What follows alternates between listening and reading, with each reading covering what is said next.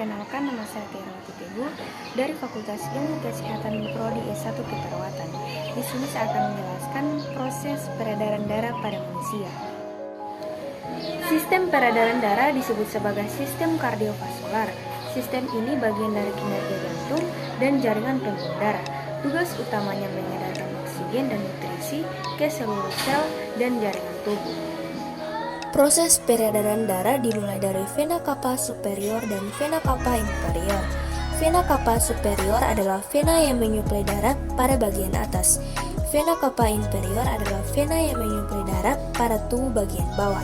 Setelah melewati kedua vena tersebut, darah akan masuk ke atrium kanan. Sebelum kita mengetahui atrium kanan, kita harus mengetahui dulu apa itu atrium dan ventrikel. Atrium adalah rongga penerima yang memompa darah ke dalam ventrikel. Ventrikel adalah rongga penerima darah dari atrium melalui sebuah katup, kemudian darah akan masuk ke atrium kanan.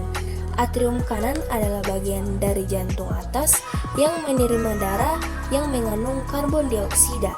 Kemudian darah akan dipompa melalui katup tricuspidalis.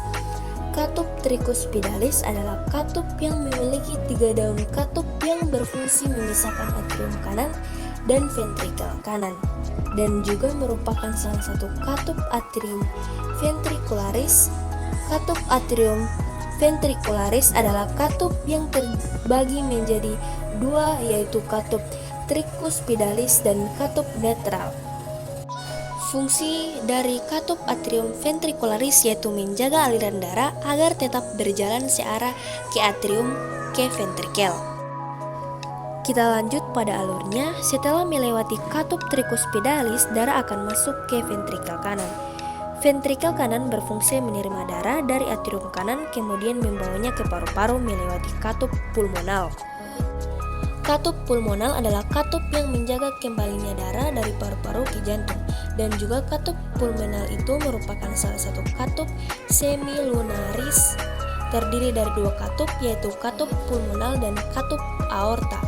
Setelah melewati katup pulmonal, darah akan masuk ke paru-paru melewati arteri pulmonal. Di dalam paru-paru terjadi yang namanya difusi. Difusi terjadi karena adanya arteri pulmonal. Difusi adalah pertukaran kandungan yang awalnya darah yang berasal dari jantung mengandung karbon dioksida akan digantikan menjadi oksigen. Setelah dari paru-paru, darah akan masuk lagi ke jantung, tepatnya di atrium kiri. Atrium kiri adalah bagian jantung yang menerima darah yang mengandung oksigen. Kemudian akan masuk ke ventrikel kiri melalui katup netral.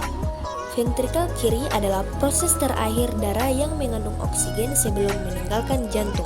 Nah, katup mitral adalah katup yang memiliki 2 daun katup yang memisahkan atrium kiri dan ventrikel kiri.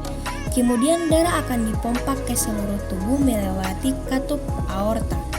Aorta adalah katup yang mengontrol darah dari ventrikel kiri ke aorta, dan juga katup aorta berfungsi mencegah aliran darah balik ke aorta ke ventrikel kiri.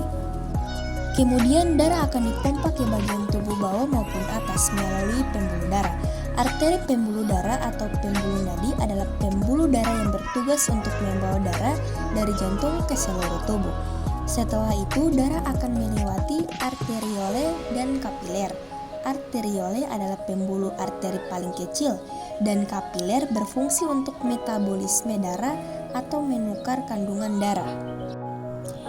Kemudian karena melewati kapiler, maka darah yang awalnya mengandung oksigen akan berganti menjadi karbon dioksida yang disalurkan melewati venula menuju ke vena dan kembali lagi ke jantung.